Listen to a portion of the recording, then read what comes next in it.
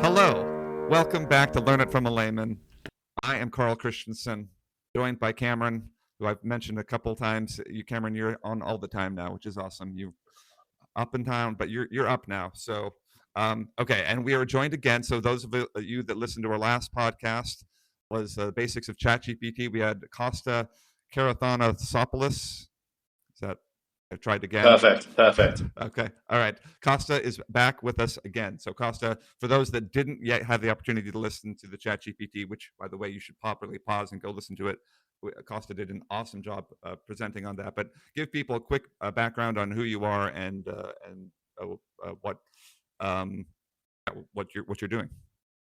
Perfect. Well, thank you, Carl, again for having me on here. It's awesome, and thank you for the kind words.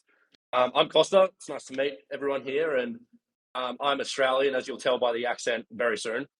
And I came from Australia to Brown University to row, actually. So I was recruited to Brown University from Australia, and I rowed all through high school. That's how I got the attention of the coaches at Brown, and then we went through the whole process. And yeah, I'm excited to talk about all sorts of lenses of rowing today, from college recruitment to how the sport actually works. Yeah, super excited. Basics of rowing was going to be so interesting because it's not something like we've brainstormed like a lot of different topics. And last podcast, Costa, you did an awesome job, like I said, about Chat GPT. But that's one that I kind of thought eventually we talked machine learning before on the podcast. I knew that eventually Chat GPT specifically was going to be a podcast.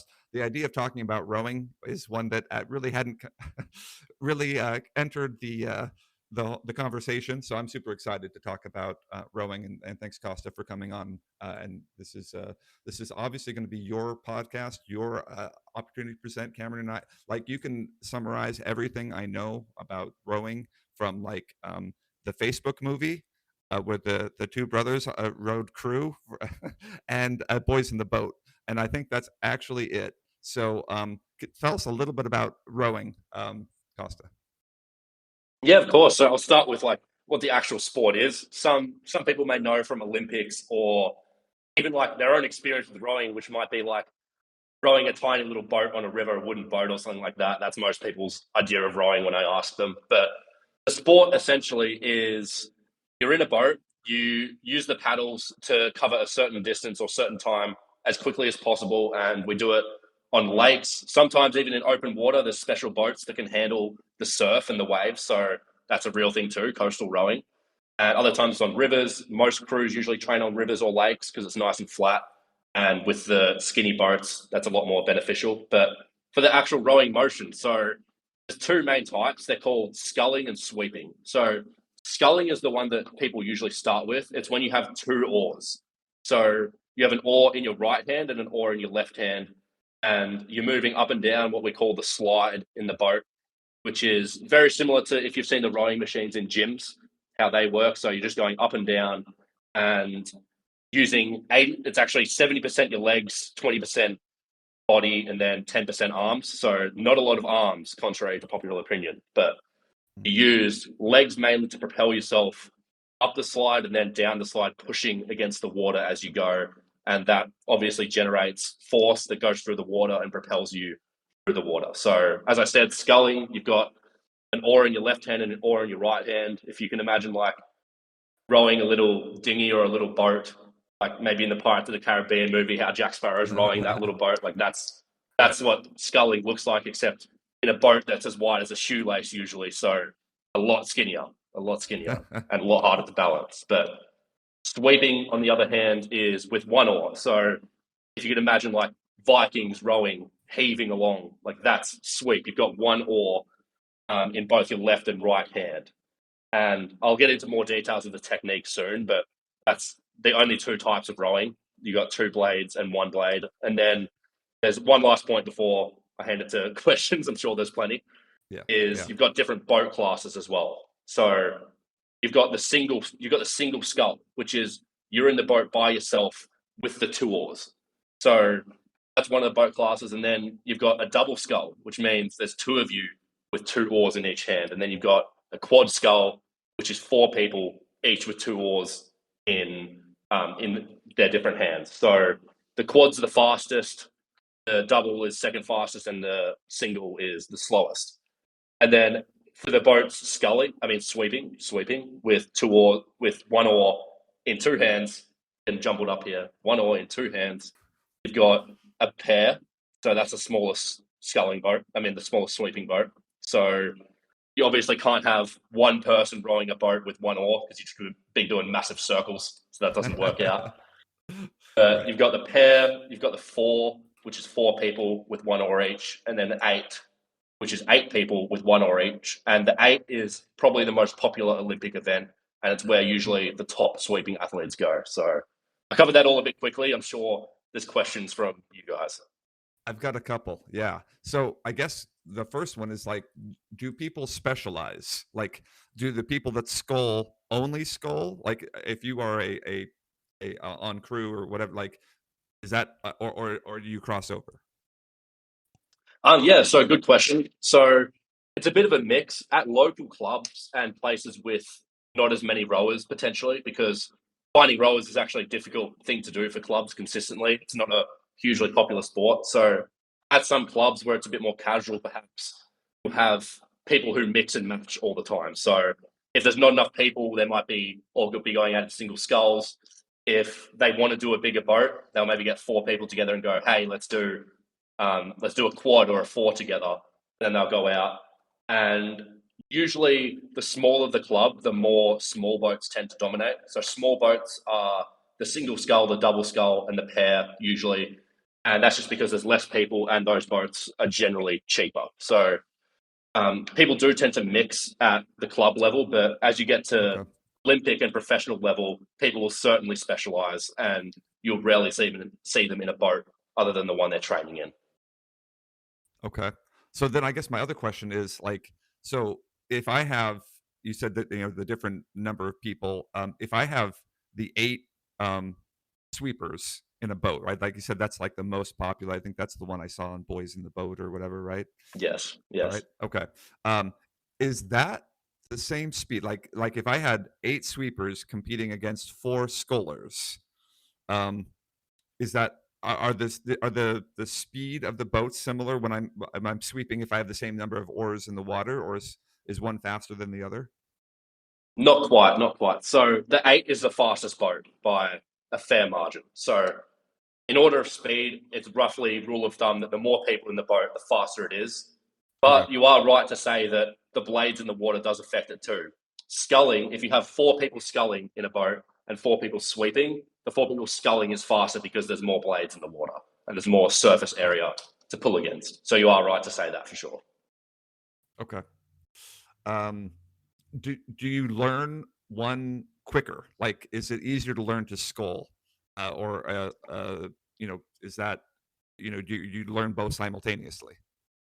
That's a good question. That's a good question. So generally, people learn to scull first because there's many reasons for that. The main one is that as you're a younger kid, sweeping the one oar, as a reminder, is actually quite bad for your back. You can imagine the asymmetry of only having one oar and one arm is pulling slightly harder than the other.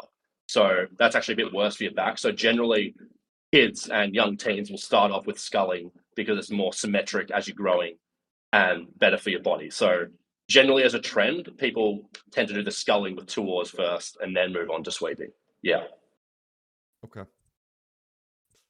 I've got other questions, but I think some of them engage better. I think with more later in the podcast. Um, so yeah, let's talk about what happens in the boat then. Yeah, of course, of course. So explaining this is going to be a bit difficult because it's actually like the opposite intuition of what a lot of people have. So first of all, you're backwards, so you don't see where you're heading, which is actually it's quite an interesting concept because it's one of the only sports where you can see people when you're beating them in a race, which is quite cool. And we'll get to the race aspects later, but so you're Yeah. facing backwards, so you can't see what's ahead of you. So often you'll need what's called a cox at the front. So they steer the boat, and they'll be that. If you ever watch rowing, in some boat classes they have a cox, in some they don't, but usually an eight always has a cox as a note, and the cox will actually see what's ahead and steer for you. So all you have to do is worry about rowing.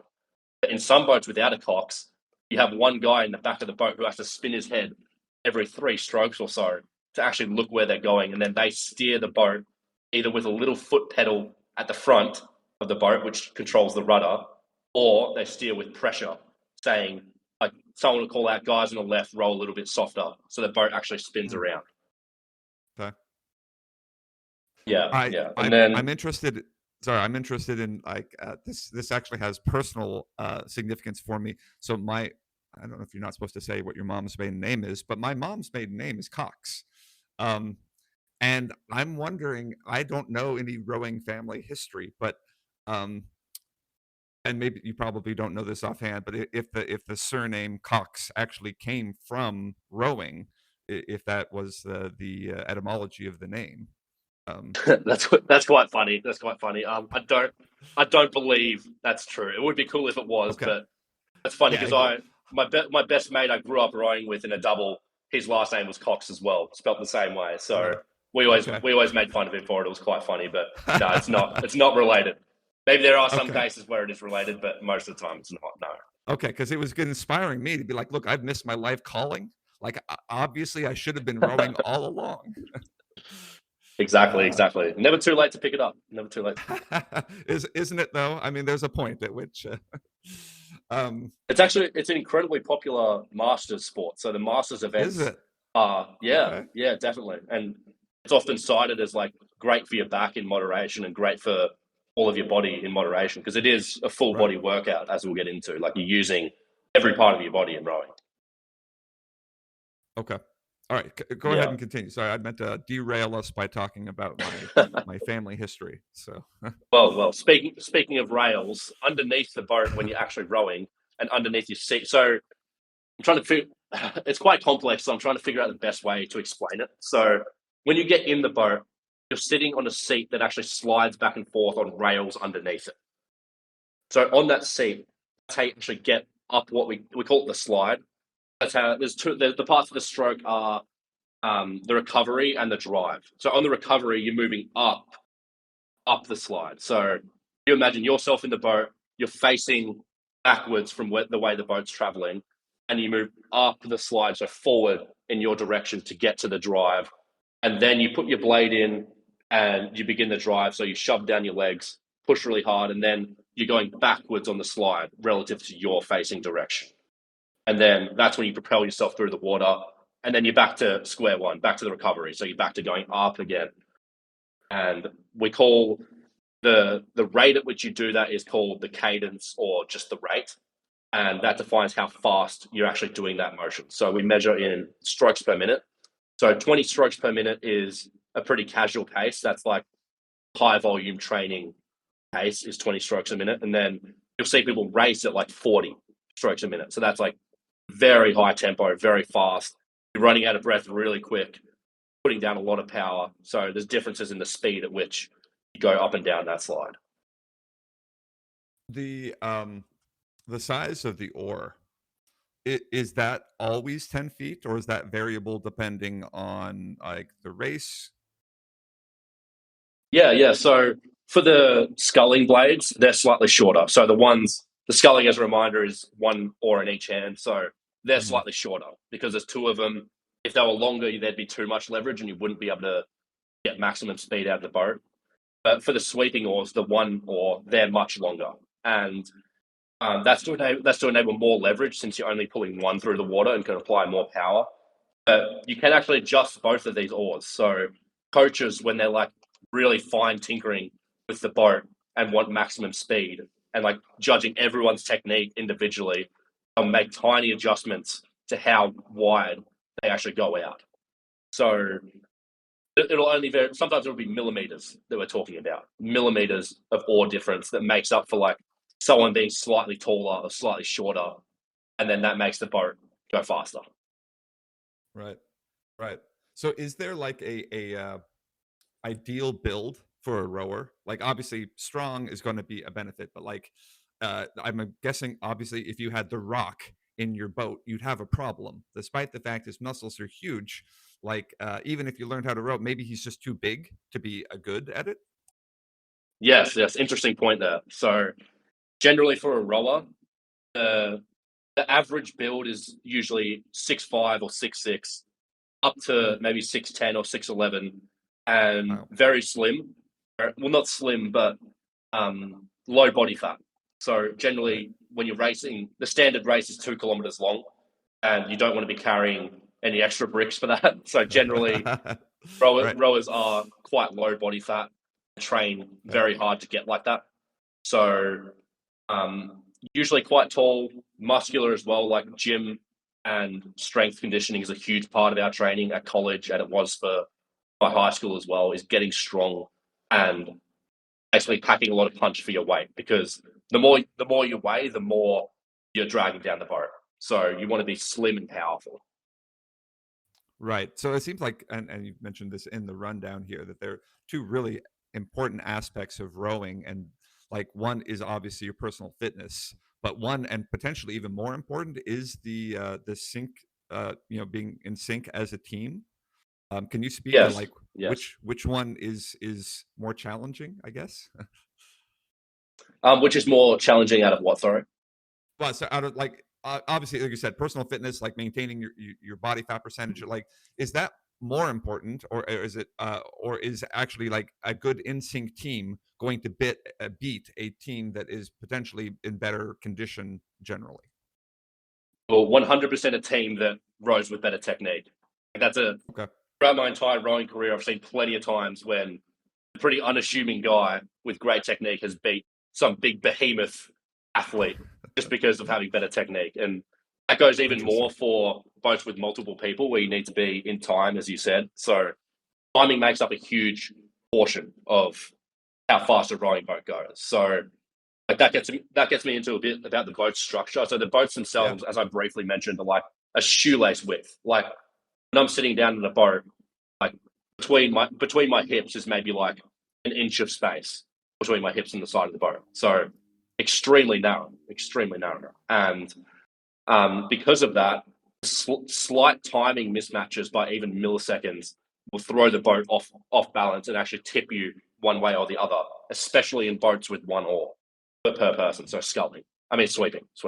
So yeah, timing is a huge factor, and teams who can row with good technique and basically mirror the guy in front of them. That's what you want to do when you're rowing. Just mirror the guy in front of you. Do what he's doing or she's doing, and that leads to very fast boats. Now, as far as the boats go, I'm interested in, do you row like for practice, when you go out and practice, are you rowing in the same boat that you compete in, or do you have like a special competition boat that is lighter, or like how does that work? Generally, teams will train, especially as you get more competitive. If they can train in the same boat that they're racing in, they will, because like there's such tiny differences in boat feel between one boat and the other, even if they're the same model. You want to be racing in the one that you're training in. So in clubs that have a bit less funding or a bit less of a budget, sometimes they will use training boats instead of competition boats, but they wouldn't want to. They wouldn't want to. Like you want to be racing in the one you compete in, for sure, for Okay. sure. And what is you mentioned the the inherent instability in the boat. Um, is that I'm reading the rundown here that there's more speed potential and balance. Like, uh, why does it need to be? So is it just a question of get the boat as small as possible? Is that the goal? Yeah, absolutely, absolutely. So the narrower the boat, the faster it goes. It's just like the simple physics of fighting against the water. You want the boat to be as narrow as possible, and basically you say to your crew, "Well, this is the fastest boat. Like row it well, and it will go fast." But there's definitely like as you're learning to row, you won't be instantly put in one of the ridiculously tiny shells, is what we call them, the rowing boat. You Okay. won't be put in a tiny one. You'll be put in one with like a bit more of a tub structure, like maybe twice as wide as the professional ones, so that you can learn to actually stabilize yourself. Because especially in single sculls and double sculls, you can flip. You will end up in the water if you take a bad stroke. So if you do what's called catching a crab, no idea why it's called that, but catching a crab is where Okay. your blade. You can imagine your blade. The viewers can't see my video, but Right. you can imagine the blade like putting your hand in the water like flat versus, I Hmm. mean, not flat, like at an angle where it's like slicing in the water versus at a bit of an off angle when it just goes into the water and just sinks down. Right. And when it does that, and when you enter at a bad angle and you start pushing against, when you start pulling the oar, it goes down to like, it goes down like meters down into the water. And that causes a huge amount of drag where you don't want the drag to be, and a massive misbalance in power application. And then you just simply flip the boat. You flip the boat. And in an eight, it can get even more dangerous with 8 people if you catch a crab, because Yeah. the force has to go somewhere when you've dug your blade in like a meter deep, and it goes into you instead of flipping the boat. So you can actually be ejected out of the boat and end up in the water, like shot out of the boat. So Okay. I'm there's plenty of interested if YouTube you videos. If have you want any. to search up, Okay. Do you yeah, have any personal search up catch a crab. experiences? Yeah. Have you like ever been ejected from a boat yourself, or like tipped it? Like, how often do tipping accidents happen? I've never been ejected, but I have tipped in a scull plenty of times. Like you'd be very hard pressed to find a rower who hasn't flipped in a single scull. Oh, It's like it's the staple of learning how to row is you flip a couple of times, end up in the freezing water, climb your yeah. way back in. And I did rowing coaching for a little bit. I was coaching like 13-year-old boys and girls learning how to row. And the first thing you have to teach them usually is the safety of getting back in your boat, because when in the boat you have your feet tied in, like they're like shoes in the boat Mm, with Velcro straps. Sometimes like other straps, but you're strapped into the boat with your shoes, and it can be really dangerous if you flip the boat a single scull or a double scull, and the boat's 180 degrees upside down in the water, and your shoes are still strapped in, and like that's a super dangerous thing. So often we educate them on that. In extreme cases, just say no, you can't put your feet in at all, which is which is also tough because that makes them flip more because the feet is the balance. But mm, yeah, right. it's a real Right. safety issue. Interesting. Okay. Yeah. Um, and I guess so. Another question related to the boat in general to me is: are all crews rowing in the same technology, or like at a certain level? I guess obviously your beginners are going to go with whatever they got, but like, is the type of boat, the length of boat, the narrowness of the boat, is that all like standardized at this point, or do like different coaches, different teams like specific things more? Yeah, there's definitely personal preference with coaches and what they like for their crews. So I've raced in all different models of boats, and some are preferable to others um, because of like personal viewpoints on how fast they go, experience with them, the type of crew. Like if you have like amateur high school crew would never be rowing in the same boat as an Olympic crew, right? Like you're going to have Right. very different boats there because there's different styles of rowing. And the top end boat generally is considered a model called Impaka. That's a company. And an Impaka 8, the full package will cost you about 120 grand for an 8. Oh, all So right. So not going incredibly to rush out and buy expensive. one of those. Yeah. Yeah. No, no, definitely not. Okay. The length of the boat, is that a standard? Like, do you have to have a specific length for a race? Like, for an 8-man crew, like this is the size of the boat, and everyone has to conform to that. Yes, yes. So generally there'll be like I can't remember the exact length, but yes, you are right. Like the boats have to have a specific size and specific characteristics about them that make it fair. So Sure. everyone's Right. oars have to be within a certain length. If you're in a lightweight event, every rower has to be under a certain weight, or in some cases, Mm, the average of the crew's weight has to be under a certain amount. So yeah, there are definitely standardized features in boats. There was the most tragic one, you could say it that way, is every boat has to have a little rubber ball at the end of the boat, or the front if you're looking at it front on. So as the boat's moving along, the front of the boat has to have this ball on it, because when it hits things at like 20 kilometers an hour or however fast the boat's going, it actually penetrates and has killed people before, going like straight wow. into another boat in a boat collision. And boat collisions happen way too often. So you have these safety features in boats as well, which prevent that sort of thing. Wow. Okay. Yeah. Never something I ever would have thought about. Um, you said something that just piqued my interest significantly. You're saying that in certain events or certain tiers where like rowers have to make weight? Yeah, yeah. So lightweight events, which are actually like going out of fashion now, unfortunately. Like I believe the Olympics won't have lightweight anymore. But lightweight events, you have to be under. Sorry, I'm metric system here. Under I No, think no, no, you're good. 75 kilos, Okay, 75 75 kilos. kilograms. Yeah. Yeah. So that's I believe the standard weight for lightweights. I'm not too sure. I've never been a lightweight rower, but for the Okay. open weight and just general heavyweight category, we don't really call it heavyweight. We just call it like the standard one. There's Sure. no weight limit at all. The only weight limit is for the cocks if it's a boat with a cocks in it. So the cocks has to be under 55 kilograms. Okay. I mean, yeah, under. Sorry. I'm like imagining things. Over 55 kilograms. I was going to say 55 under kilos or 55. That's a over. small person. No, over Okay. 55. I was getting confused. Now you're Yeah. good. So Okay. if they're Interesting. under 55 kilos, they have to carry weights in the boat with them to make it fair.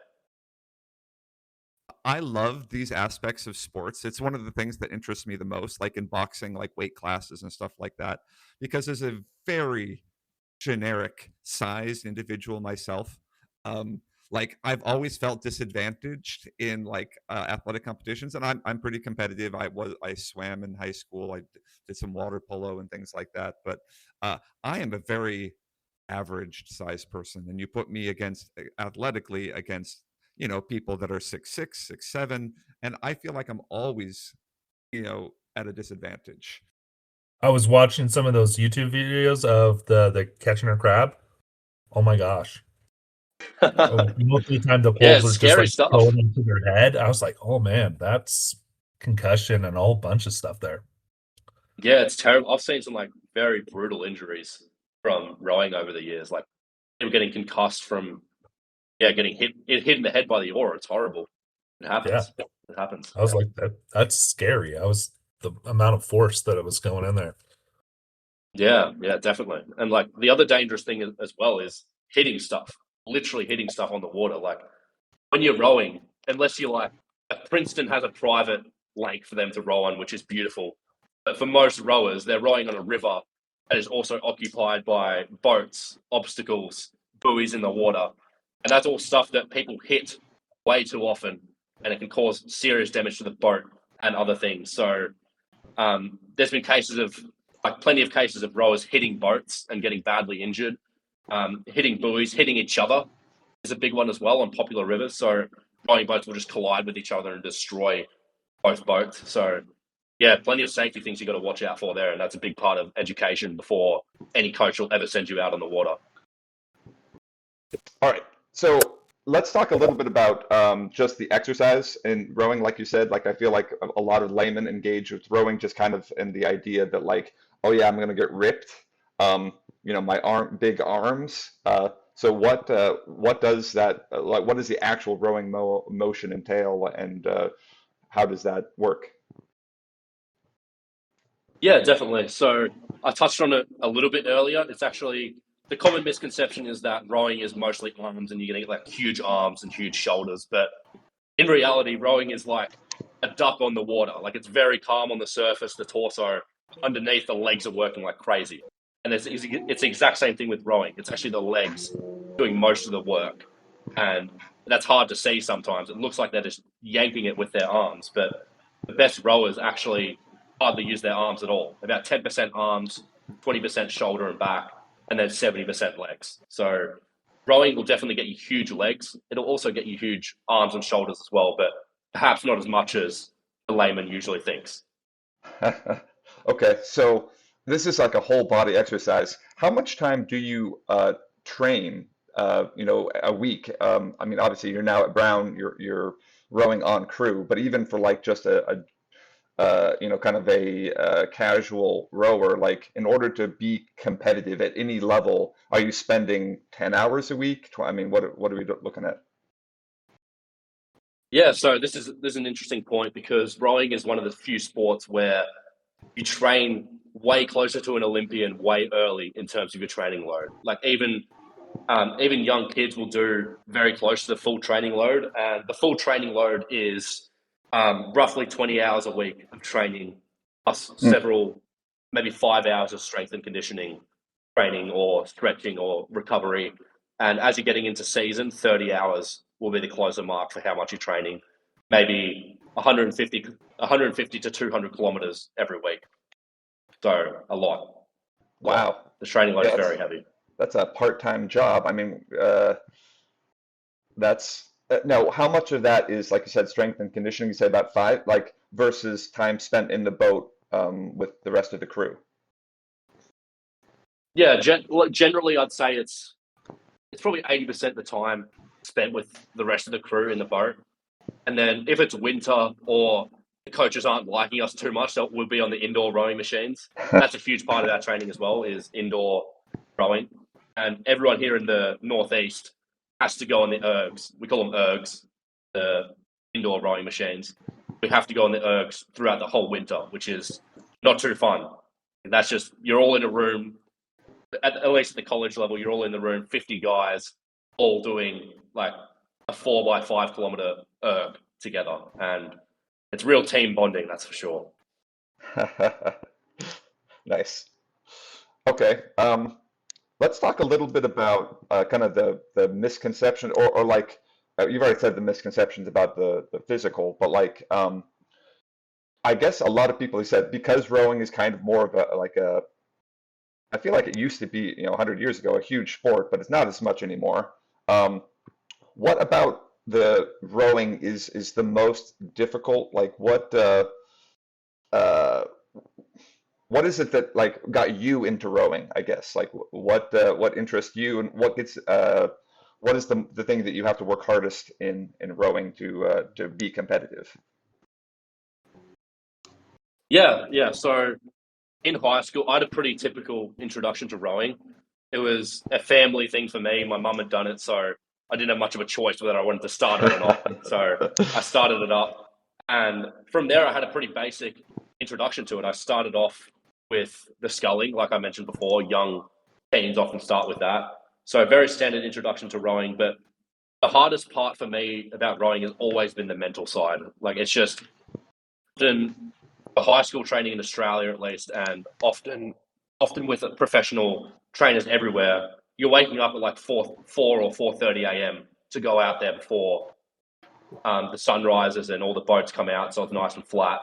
And before school, especially, like you have to go out super early. So it's like 5 or 6, 4 a.m. wake ups a week, and you're going out there and just getting smashed every day. And you get to midday, and if you haven't had a good sleep, it's like you're asleep in class. And that's a student athlete perspective. A lot of rowers are student athletes. So it can get very hard. It's a big mental strain to put all that fatigue on your muscles and then still operate like a student or a professional throughout the day. So that's always been the toughest part for me. Was there rowing crew in high school for? I mean, I don't know exactly how it works with Australia school systems in general, but like, is crew rowing like a big part of the school system there? Yeah, for sure. So, well, I mean, relatively with rowing, it's obviously a very niche sport, but the schools in Australia and in the US has rising popularity with rowing in high school. So it's definitely becoming a bigger thing. But yeah, crew is definitely a big sport amongst a lot of schools everywhere in the world, for sure. Interesting. Okay, and you talked, you got pulled from Australia to go to Brown to row. Um, are where do Olympians train? Like, what is the like the United States like a big training ground for Olympians as far as rowing goes, or is there a community in Australia that like what countries I guess are most known for rowing? Generally, Australia is pretty far up there. New Zealand also is proportionally incredibly good to how small their population is. Hmm, Australia, New Zealand, so they're a big popular one. Maybe due to the fact that we're islands surrounded by ocean with lots of rivers and everything. So right. that's a big factor. But also, the US is a huge rowing powerhouse, and they've always got some incredible athletes. And Great Britain and Germany are also consistent heavyweights with rowing, big rowers. Interesting. Okay. And like we talked about this Yeah. already, but the podcast here, we've got a listener base in Australia, so we're speaking to our listeners at this point. So um, okay, let's talk a little bit more about just the you've mentioned the environment that you need to train in. Flat water, is that, I mean, are you always trying to get out on the water when it is as calm as possible? Yes, yes. So ideally, you want to be out of the water when it's completely flat. You got these tiny boats that react to the tiniest of annoyances in the water. So sometimes you can't, like you often try and go out when it's as flat as possible. Here at Brown, we actually go out in the afternoon, and that's due to restrictions on school and all that. But we try and get the flattest water we can. Sometimes it's pretty bad. Like you got waves. If you're what's called the bowman in the back of the boat. So as the boat's moving forward, you're the person coming into the waves. Then like you're going to be hit with waves. Like you get waves flying over your head, freezing cold. Sometimes it's like barely above freezing in your rowing. So that could be quite an experience. But you Yeah. want flat water. You want no wind. You want straights as well. Like generally, we were always on the hunt for good parts of the river which were straight, and so you didn't have to steer as much. Steering's just annoying. You don't usually want to do that. So yeah, always hunting for good conditions. Okay.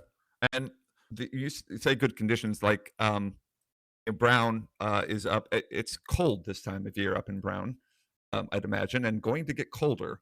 But like you said, the amount of effort, I mean, over the course of a workout of training, you're going to get incredibly sweaty. So like you have to be dealing with such extremes. Can you talk to a little bit about like what it is, like your hands going numb, like versus like working out on a super hot day? What is the most challenging aspect of kind of the environment that you deal with outside of the waves, like just like kind of the elements that you deal with? This is a huge one. So I'd say the biggest issue that a lot of rowers deal with, and the thing you'll suffer with the most in your first month of rowing, is actually nothing to do with the weather. It's to do with your hands. Your hands get blistered all over, and like Okay. blood coming out, bloody blisters. Like you can search up on Google hands after rowing, and it's quite a sight to see. And that just happens to everyone. You can't even prevent that. Gloves hardly even prevent it because you still got the friction coming through. They help a little bit, but not really. But after you row for ages, you develop like the skin on your hand goes very hard from all the friction, and you start getting them way less. So blisters will only come back if you like haven't rowed for several months and then start again. But second to that is definitely the weather. So if it's super hot, obviously to regulate really well. Heaps of water in the boat. Like we used to never be allowed to be sent out if you didn't have a big water bottle to bring with you. That's a huge thing. Snacks as well. Like you gotta stay fed while you're out there, and we often bring like those little, I don't know if you've seen like the little sugar packets of gel that just gives you a quick carbohydrate boost, things Yeah. like that, muesli bars, anything of the such. And then the opposite extreme is the cold. So we'll all go out very layered, like have a shirt on, a jumper on, a like waterproof coat on over the top of that. And then as you row more and get hotter, you peel off like one layer at a time, and you learn to get pretty good at maintaining your body heat and knowing exactly when to like de-layer, if that makes sense. Okay, it does, except that I'm now picturing, like you said, these boats are inherently unstable. The idea of delayering while in a boat with like, to me, I would go over so fast, like I would throw off the whole. Is that something you practice? Like, obviously, it's during practice. During a race, you don't actually have layers on, but like, is that difficult? They'll let you stop the boat. The cox or the coach Okay, will let you stop the boat to like take layers off. Like you'll do like I guess I should go over like a typical session as well. What a typical session sure, looks like. You yeah, go out there, and whether you're in the single, this doesn't change whether you're in the single, a double scull, a pair, rowing with two oars or one oar. You always need to do the first 15 or 20 minutes of the session as a warm up. So different warm ups might be like arms only. So you can imagine sitting on that seat, moving up and down the slide, you're sitting on that seat that moves up and down the slide, but you're not actually moving up and down the slide. You're staying still and just using your arms, no leg motion at all. Then that warms up your upper body. Then you'll go to something that we call like quarter slide, where you only move up the slide a little bit and your legs only bend upwards a little bit as you're coming up. It is quite hard to picture the rowing motion without looking at a video. I would highly recommend searching up a video of rowers to actually get a mental picture of what's going on. It's very unintuitive, very unintuitive. Right. But yeah, you do that first 20 minutes of the session as a warm up, and then if it's super cold, you'll take off a layer after the warm up because you'll be pretty warm, and then you continue on with maybe like a warm up piece or something like that. So pieces are what we call like the mini burst you do throughout a session. Like you might do a 5-minute piece at rate 26, which means you're moving 26 strokes a minute for 5 minutes. And so pieces can vary in how hard they are, of course, and how long. So some pieces can be like up to 60 minutes long. So you don't stop for 60 minutes. But generally, it'll be very catered to the weather. So like you'll stop maybe after a couple pieces to take another layer off and to grab water as well. Grab water and snacks out of your footwell. The footwell is like a little tiny storage area, like the size of a shoebox at your like where your shoes are. You can put all sorts of things in. So you'd stop for a bit to grab water, grab a snack, and all that. Body comes first. Okay. There are a couple notes here in the rundown for the podcast that have me very interested. Except like the whole layout of the practice does it. There's something here that you talk about where when the boat speeds up, the work gets harder. That seems very counterintuitive to me. Like you said, when you're like a certain number of beats per minute makes sense to me. Like once I get up to that beat, like okay, it's not too bad. But like, so why would it be that when the boat's faster, the work's harder? Yeah, I mean, first of all, just as a quick side note, I love these questions. Like, it's weird talking about a subject that I've done for so many years that is unlike other subjects in the sense that people have no idea what it is. So I appreciate the patience with me missing details here because it's just like it's all intuitive to me. But right, sure. Yeah. So as the boat moves faster, from a physics standpoint, it takes exponentially more energy to make it go faster. So as you're going faster, that resistance against the boat is stronger from the water. And as you're trying to push more and more speed out of the boat, it's not linear. You need to like put in exponentially more energy to make it go faster. So that's when you need to like, you'll hear coxers say things like up the rate, which means start moving faster, start taking more strokes a minute so we can get the speed up here. That's the freest way to get more speed is just take more strokes a minute. And then you can like put more power into the stroke as well. So during a 2-kilometer race, the breakup might be like first 20 strokes is getting into rhythm. And then the next 20 is a power surge where you're pushing hard to get ahead of the other crews. And then you'll hold rhythm for maybe 100 strokes and then 50 stroke push. And then you're nearly at the finish line, then another 50 stroke push. So moving faster takes exponentially more energy and it's going to be more work. I can see why that's counterintuitive though. Right. Yeah. From a physics perspective, as soon as you said, "Oh, that makes sense to me," but kind of just as the layman thinking about it, I was like, "Well, like when I get up to speed, like that's the hard part, and then I can just cruise." But you're not cruising; you're actually trying to push and push and push, and that. So obviously, Definitely. like you said, right, that makes sense. Definitely. Okay. Then the other. I don't know if you've ever been on like, if you've ever driven a boat yourself or driven a jet ski yourself, but like the moment you turn that power off, the boat comes to a stop pretty fast. Like jet skis don't need brakes because you just stop applying the throttle and then you stopped. And the same thing's true with a rowing boat. If you stop putting energy in, the water will slow you down so quickly and you'll be at a stop. Yeah, that's interesting. Okay, so the other thing that I've been thinking about while you're talking about like the mental aspect of this is the like this is such a unique sport in the way that like a lot of endurance and I can't actually off the cuff think of any endurance sport where it's also legitimately a team sport.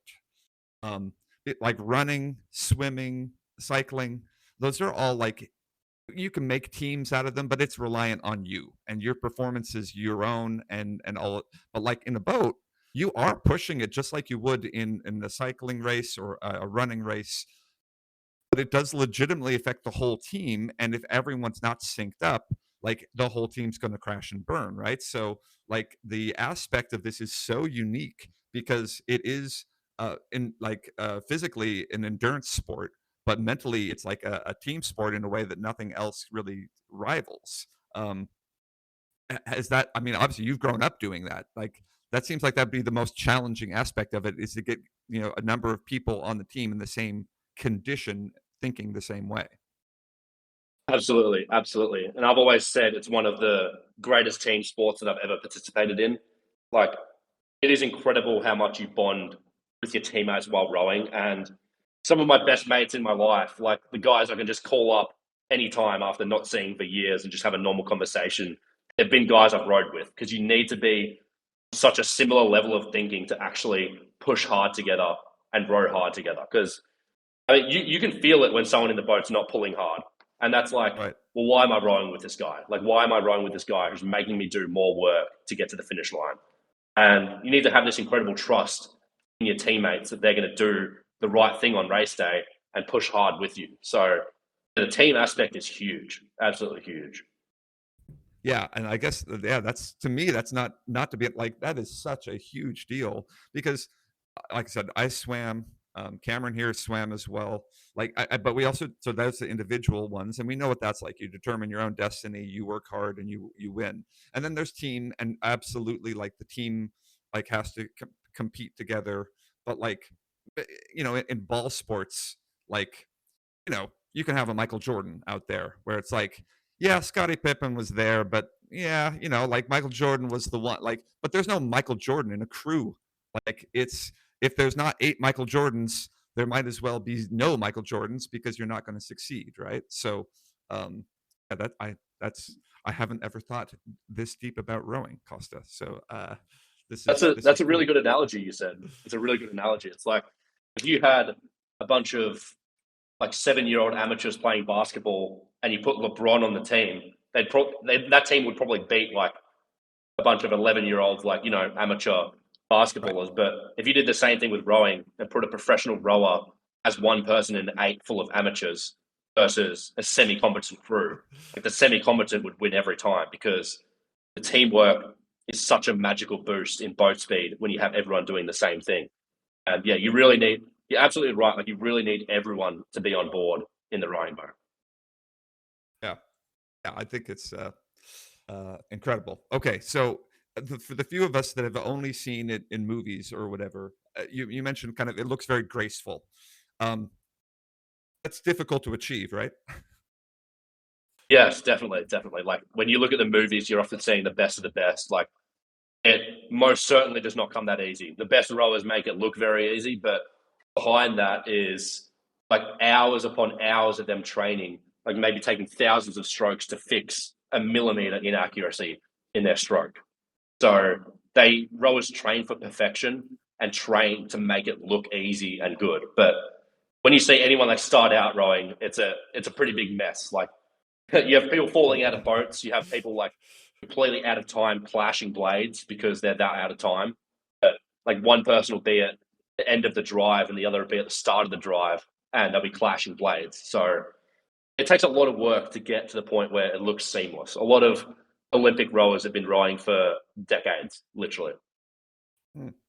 Is the peak age like Olympic rowers? Are they usually in their 20s, or do you peak later because it's also such a mental aspect as well?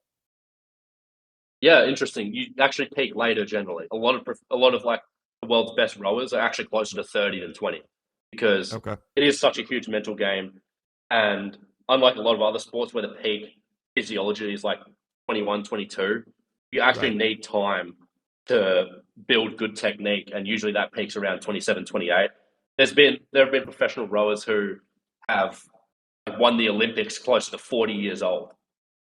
And it's incredible because um, it just shows that despite their body slowly getting less and less perfect physically, the technique just offsets that so much, which is an incredibly interesting thing. Okay, so if we had listeners that are interested, obviously, if they clicked on the podcast about basics of rowing, what would you say to entice people to give rowing a try? Like, what are the coolest things about it? What are the things that people should really get out of it? Yeah, good question. So I think it changes person to person, but generally, the most you get out of rowing is a hard work mindset. Like I've felt that in every portion of my life, and when I work with another rower who's collegiate, just started, or anything in between, they've always developed that hard work mindset and the teamwork mindset of like, it's not an option whether I work hard with these guys, like it's a necessity to do it right. And building that kind of mindset is very hard to do, by studying or doing, by reading. Like that's an active thing you need to build, a very active thing. And that's the most I ever got out of rowing was that kind of mindset. So that's huge. And then the second thing would be friendships as well. Like when you're spending that many hours with somebody and you're relying on them, you're racing with them, it builds incredibly strong friendships. And the strongest friendships I have today are because of rowing. Yeah, that's really cool. And like I said, I think the teamwork aspect of it is so uniquely powerful that it makes sense to me that like crews would just be like brothers or sister, like you would just be so close. Okay, I want to hear your best crew racing story, like your best race, what that felt like, what it sounded like, what it like. And I'm also interested in like competitive times, like when you are doing, is it 2 kilometers, like the average distance? Like how fast are we actually going? But I want to hear your best race. Like what was that? What did the crew look like? What was the race like? Okay. So I'll start off with the timing one. That's pretty relevant. So it depends on the boat class because, like as we discussed, all boats are different speeds. With a single scull, which is the slowest boat, you'll generally see 2K times of about 7 minutes, roughly. Okay. And then with eights, and that's like professional, by the way, around 7 minutes. Like obviously, as you get into youth events, you're going to be pushing that 10-minute mark a bit closer. Mm. But with the eights, the fastest boat, you'll see times, professional times, around 5:30 to 6 minutes, and then around Wow. 7 to 8 minutes for more amateur boats. And then every other boat class fits in between those two times. So on a rough measure, you're going to see between 5 to 10 minutes for a rowing race as a rule of thumb. Yeah. Okay. Yeah. And for the racing story, I have a couple. So I'll start off with a funny one.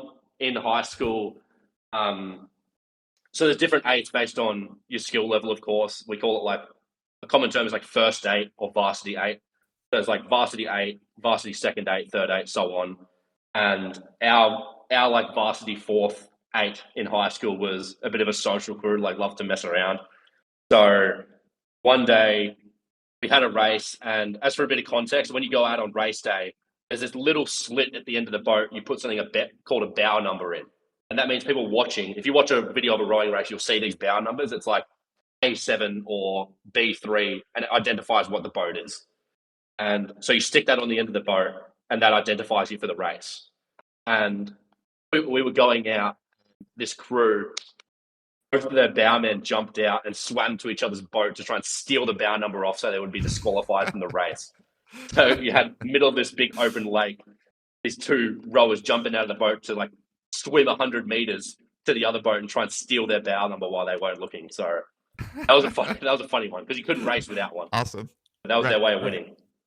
Nice. For a more serious rowing race story, it was our what we call head of river. So in Australia and the UK, I believe, head of river is like the final event of your season and the only race that matters that much in your season. So it's a 2K race. You train 9 months for it, and it's like all or nothing. If you lose that, then your entire season's a failure. Basically, it's tough, but that was the way it was. So we had our head of the river race, and we'd been like neck and neck with this crew for the entire season in like the prep races, which don't matter. This was the actual day, so we were lined up, had our race going, and then like obviously you're insanely nervous because the spectators to this event, my head of river was 8 schools competing, and then about 30,000, 40,000 spectators on the hills watching from the lake. So there's a big number of people, and you can hear them cheering from 2 kilometers away, like in the boat, and you're like panicking, heart beating like incredibly fast. 9 months of training for that specific moment, and then you'll hear, I guess we call the umpire the race. You can think of it like that. They'll say attention, and then you like grip the oar really hard, ready to go, and then they'll say row, like attention, row, and then you take that first stroke. The start's like super fast, 50 strokes a minute, sometimes higher. You're just like taking half strokes to get ahead as much as you can. And for the first 500 meters, it's just like insane mania. Like on the actual race day, everyone's trying to get ahead because it's such a psychological advantage to be the one in front, because you can see what they're doing. It's like, oh, if I see them make a push, we're just making a push. Like you can stay behind us, you can stay right there. So everyone's trying to get that psychological advantage. So everyone's just like fighting 100% that 500 meter mark only quarter way through the race. So we got to the 500 meter mark and we were like in the pack. We weren't quite ahead, but we weren't behind. Like we were maybe what we call like a seed off the winner. So you can imagine the 8 seats, and the clocks will call like we're a seat off if they're 1 seat length ahead. So 1 seat length is like 50 centimeters, maybe a couple of feet. So we were 1 seat down from winner, the guy who was the boat who was winning the race. And over the next kilometer, we made a slow push back, got neck and neck with him with 500 meters to go. Like absolutely exhausted. You get to a point where your body just says no to you when you try and push harder. Like your legs will just not move, and you have to like force them really hard. Like it doesn't come naturally anymore. Like you can imagine if you like had to force yourself to walk and lost the ability to like unconsciously do it. That's what it's like. And that's it when your muscles seize up and you just have to like force your legs to go down. And so we're in the last 500 meters doing that. Like you can hear the cheers getting louder and louder from the hills, which is just incredible. Like it sounds like with 30,000 people yelling, all who knows what, it just sounds like one rumble from the mountainside. And so you're just pushing so hard, like heartbeat above 200, smashing it. And then we got to like 100 meters left, still absolutely neck and neck with this crew. 50 meters left, still neck and neck. And then we get over the line. We have no idea who's won. And we're just waiting for them to officially announce the decision. So we start rowing into the shore, like ready to jump in and like approach the hundreds of guys from our school that are like ready to jump in the water and like grab the boat and celebrate. And we're waiting and waiting and waiting. And then after like 5 minutes of waiting, heartbeat's still high. Like they announced the winner and it was the other crew. And they beat us by that bow ball I was talking about before. They beat us by that. It's like that big. Oh my little rubber bow ball crossed the line before ours did. And there was a photo finish of it right ahead of ours. And so over a 2,000 meter race, we lost by 1 inch. So that was like disappointing day, but also one of the best days I've had because like the excitement is unreal. So I was crying, obviously. I was super upset. 9 months. It was my senior year race as well. So I was like, cut up. But incredible experience. I've never gotten that adrenaline from anything else. No kidding. That sounds like so surreal. Like most other sports with they have a crowd. They're like right next, but you said like you hear it's like kind of a rumble, like it's coming across water. So it's like got to be a completely different experience. And how many boats are in a race like that? How many? How many? About 8 usually. About 8. So 8 eights. Okay. Confusing. Sometimes less. Like Henley. I don't know if you guys have heard of Henley, but that's a unique race in England where it's one boat versus one boat time trials. So super intense. Like you're literally going 1v1. And so that's incredible. But generally rowing races are like 6 across, straight line to the finish line, 2,000 meters. That's the most common rowing race. So you mentioned like in that race, you guys obviously in any race, you're trying to psychologically like getting out in front is a benefit, but there's got to be some benefit also to essentially the clean water, right? Like if you get further back and you're next to another crew that's, even just a meter in front of you, like you're catching a little bit of their wake, aren't you? No, not quite, fortunately. So rowing boats, because they have such a slim profile and they're designed to like slice through the water, not force their way through it. Rowing boats will hardly generate any wake, like nothing noticeable. The only thing that can happen, Okay.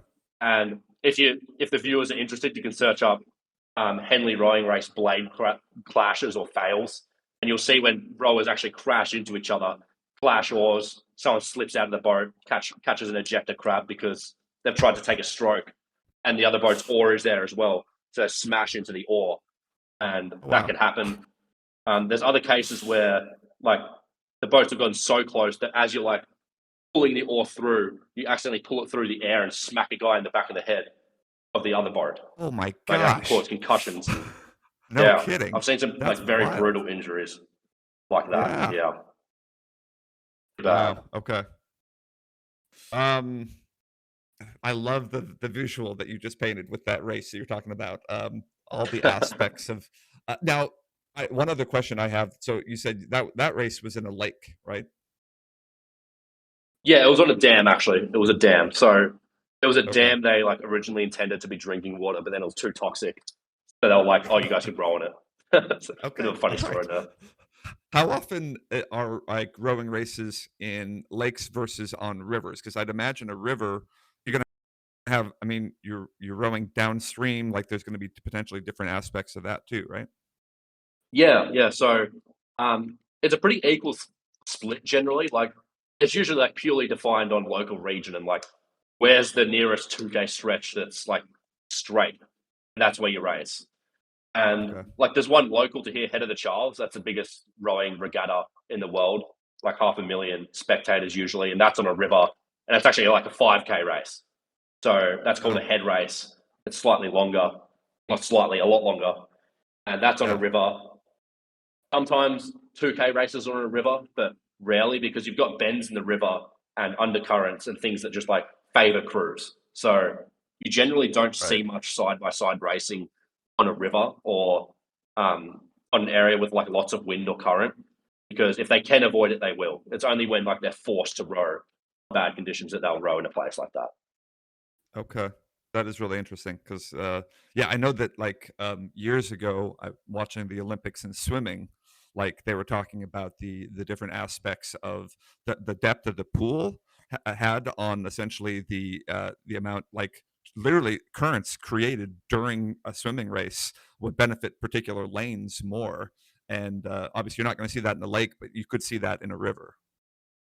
Absolutely, absolutely. And we see it all the time when you're training on the river is you'll see like your speed can be like 30% or 40% faster or slower, depending on whether you're going with the tide or against the tide. And Right. sometimes the tide is so strong that like you're barely moving, especially if you're in a slow boat like a single scull.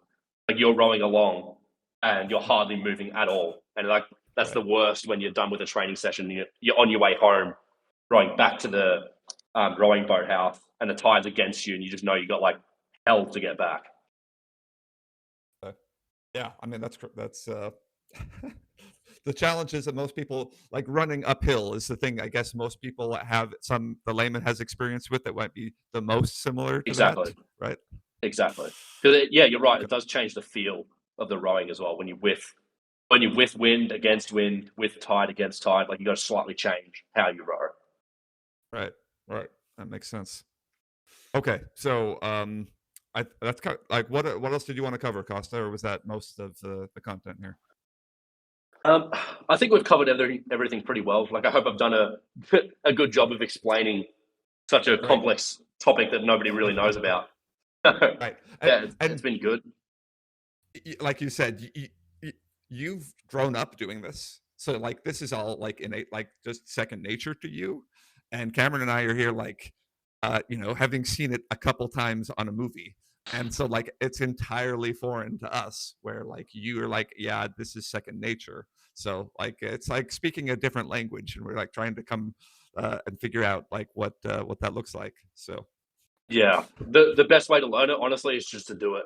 Like there's no other way you'll really understand properly what it's all about until you like if you're fortunate enough to get a chance to go to a club and try it out. So I'm going to encourage everyone who's like on this podcast thinking about it to definitely give it a go. It's the best decision I ever made. yeah. So Cameron, did you have any final questions for Costa? Um, Not really. I mean, I have rowed, I think, once or twice in a rowboat, not like anything other than that. So just kind of single sculling, I guess, is what kind of I've done. And I've just always looked at movies. I'm like, oh, this is not so hard or whatever. It is so much more work than I ever realized. Just and I'm just doing myself, just getting like the right pressure and just everything. Like there's just so much more that goes into it. Yeah. And I th- yeah, Oh, you go. You go. no, I was just saying there's just so much more. Like I just like this doesn't look so hard. You just put 2 oars in, you pull back. Like how hard can that be? And it is so much Yeah, more hard. I think as a summary, the thing that the layman would be most surprised about when they start rowing is, and this is from direct experience as well, like teaching kids who are getting in the rowing boat for the first time, is how difficult it actually is to be facing backwards and rowing. Like you have an innate sense as a human being that you want to look where you're going when there could be a boat in your way or something to like give you a concussion. So it's very hard to like trust yourself to be able to row Mm, backwards. And right. the other thing is how reactive the boat is. Like we mentioned, super skinny boat a lot of the time. Even the training ones can flip. So I think the layman would be very surprised at how reactive the boats are and how like millimeter precision matters in keeping it stable. Okay, I did just come up with one other question that I had, Costa, and that is, does the order of the crew matter? Like, do you put someone that's stronger in the front of the boat, or what is that like? That's an incredibly important point. So generally in a boat, the structure, I'll go over an 8 because it's a metaphor, not a metaphor, but an explanation for how all the other boats work as well. So Yeah. the guy at the front of the boat, so the front of the boat as relative to you facing. So like you can imagine there's a guy in front of you who you're trying to copy, the guy in front of him, the guy in front of him, the guy in front of him, all the way to the front. So that guy is called the stroke of the boat, and he sets the rhythm of how the boat actually moves. He sets the rate, as you can imagine, because he has no one to follow. Like he's setting the rhythm of the boat. So it's super Right. important to have someone up the front who's predictable, has a lot of rowing experience, has good technique, so that good technique like goes down the rest of the boat, and everyone can copy that good technique. And then in the bow, with smaller boats especially, it's important to have someone who's like the same strength as the stroke guy, especially if it's one oar, because you need the boat to be balanced. And as for the middle of the boat, generally like closer to the stroke man, you want stronger guys there, stronger guys, because that's for a number of reasons. First of all, if you put them towards the back and they have one oar, that's like a big like force application point for the boat, and they can actually spin the boat around if they're significantly powerful. So you Mm, want powerful guys like middle upper of the boat, and then everyone else in like the seats below that. So the ordering is from the stroke man. It's called stroke, 7 seat, 6 seat, 5 seat, 4 seat, 3 seat, 2 seat, and bow. Yeah, that's an important point to finish off with. okay, so the bow is the guy that just barely made the team, right? That's a bit of a joke. That's usually a joke made on 3 seat. 3 seat is usually the Oh, three joke, seat. useless Okay. seat. Okay, Yeah. that's what I wanted to know. I need to have these inside jokes. I'm now like invested. Like next time I see a rowing event, I want to watch because I'm like I have such a increased awareness of like what's going on, and then also just appreciation for like how difficult this has to be as a crew, putting the whole product together. And yeah, I think it's amazing. So Yeah. One thing for sure, never say to a rower who's about to go to a race, don't catch a crab. That's all, and that's they're trying to like shove that to the back of their head because it can happen to anyone. Olympians have done it, so they want that like out of their head. Okay, so that's what I'll say when I like in the Olympics and when we're rowing against. I see the U.S. team rowing against someone else. If I can catch one of them, and okay, Just pat him on the um, shoulder and say, don't catch a crab, don't buddy." catch a crab. Exactly. That's the plan. All right. Well, thank you, Costa. This has been awesome. I really appreciate your insight and your knowledge. Good luck. I don't know when the rowing season is for Brown. Are you coming? Do you have any races coming up anytime soon? I was going to mention quickly the negative side of rowing, and I'm actually in that Oh, right now. I've been injured for a few months now. So very Oh, common dang. injury with rowing is back injuries when you're doing it at high volume. So I've got a herniated disc and 2 stress fractures in my Hmm. back, which Oh, is dang. unfortunately very common. So I'll be out for a little while, but my team does have some races coming up in a few months. So they just finished their fall season now. So during the winter, there's not really any races. It's just far too cold. And so they'll be Yeah. training again in the spring when it starts to warm up. Are you going to be able to get back in there in the spring then, or what's your timeline? Hopefully. I've just got to do a lot of recovery work and get my back shaped up again. It can take sometimes up to a year, sometimes longer to like fix those injuries. But Dang. that's all part of it. Like we have very good staff here that are great with recovery work and stretching and getting all those things in order. Yeah, that's a huge part of rowing as well. You've got to take care of yourself, especially at the high level. Right, that makes sense. Well, we'll be hoping for the best and cheering for Brown. So if it's not the spring, I'll be looking for your crew, Costa, in the next year to do great things. But yeah, thanks for joining us on the Glad to hear podcast. it. It's been a lot of fun. Thank you for having me. It's been awesome.